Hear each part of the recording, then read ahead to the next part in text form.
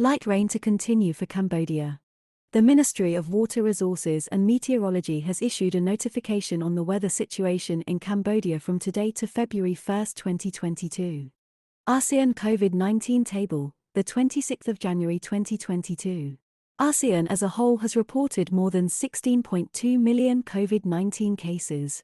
Of this, more than 770,000 are active cases as of January 26. APHR chair slammed over Hun Sen's Myanmar visit criticism.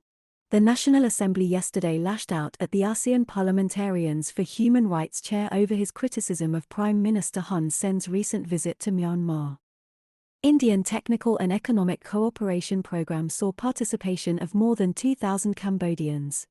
Around 2,200 Cambodians have registered and participated in various courses of India's flagship Indian Technical and Economic Cooperation, ITEC. Titan allegedly escapes call hub scam in Cambodia's Phuket. An 18-year-old Titan has complained to the authorities after he was lured to work for a call center scam in a Cambodian border town before managing to escape and report the crime.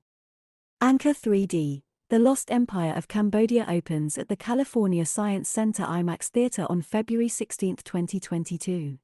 Audiences will explore one of the archaeological wonders of the world as it reveals its full splendor and mystery when Anchor 3D, The Lost Empire of Cambodia, a new IMAX movie, opens at the California Science Center IMAX Theater on February 16, 2022. ASEAN connectivity key to prosperity, Cambodian ambassador. Connectivity is key to improving development, trade and other benefits to ASEAN, and putting the group's master plan into action is key to achieving it, according to Cambodia, which is chairing the bloc this year. Cambodia, Colombia committed to continue cooperation on mine clearance.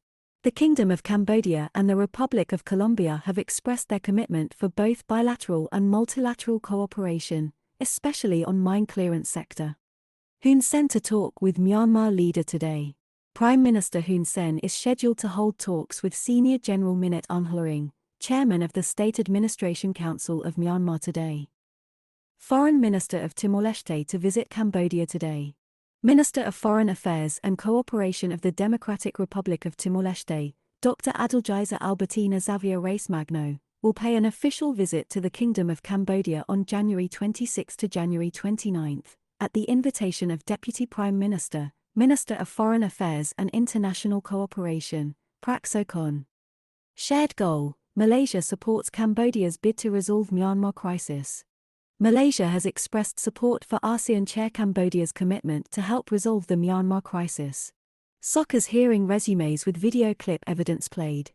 Phnom Penh Municipal Court yesterday continued playing a video clip involving former Cambodia National Rescue Party, CNRP, President Kem Sokha as it resumed hearing his treason trial. Multidisciplinary approach in education to mitigate COVID-19. The Ministry of Education is introducing a multidisciplinary approach in the education system as an efficient mitigation strategy to reduce schoolchildren from being infected with the coronavirus. Government T-Resume's National School Feeding Program. The government has resumed its National School Feeding Program to provide nutritional breakfast for 276,000 schoolchildren in 1,113 primary and preschools in 10 provinces. Push for workplace lactation centers. In a bid to promote breastfeeding among working mothers, the Ministries of Health and Labour are cooperating with Helen Keller International through funding by GIZ MUSEFO to create lactation centers in workplaces. Interior Ministry calls for crackdown on drug precursors. Interior Minister SAR Keng warned authorities that allowing precursors for making drugs in the country is crippling the kingdom as more than half of SAR prisoners are incarcerated for drug-related crimes. ACTS helps facilitate flow of goods in the region. The first live movement using ASEAN Customs Transit System, ACTS, in Cambodia happened earlier this month. U.S. Embassy urges transparency in Rheem Naval Base project. The U.S. Embassy to Cambodia has urged the government to be transparent about its intent, nature and scope of the Rheem Naval Base modernization project in Pre-Sihanouk province amid a report that the sand dredgers were spotted at the base. 60,000 ha of flooded forest return to state.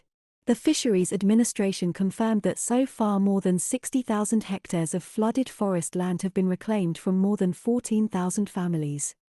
Consensus on Asia tourism welcomed.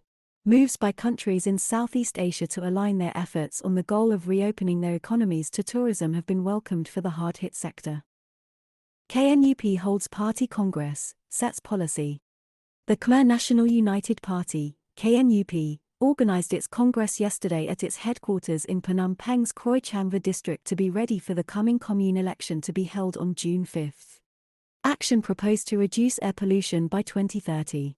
The Environment Ministry estimates that the total PM2.5, fine particulate matter, emissions by 2030 will reach 98.5 thousand tons of black carbon and various short-lived climate pollutants, SLCPs, that have a common source, so measures to reduce air pollution must be implemented now. Appeal heard in 2014 murder case. The appeal court yesterday heard the appeal of a man who was sentenced in 2014 by Kampong Cham Provincial Court to 30 years in prison for allegedly killing a 44-year-old man by beating him to death, pouring gasoline on his corpse to destroy the evidence and setting the body on fire before fleeing. Chnang resolves 589 dispute cases viaduct mediation last year. The Kampong Cham Provincial Administration has successfully used an out-of-court settlement mechanism to informally settle disputes so as to help villagers avoid expensive litigation expenses and to resolve their cases faster. Mekong nations to fight illicit trafficking of cultural properties. The cultural conservationists from nations along the Mekong River, Cambodia, Thailand, Laos, Vietnam, China, Myanmar, and UNESCO have come together for a 3-day regional workshop in Siem Reap to fight the illicit trafficking of cultural properties. Chinese traditional medicine experts to help in C-19 fight. Cambodia and China yesterday signed an agreement on dispatching a team of traditional Chinese medicine experts to help Cambodia in the fight against COVID-19.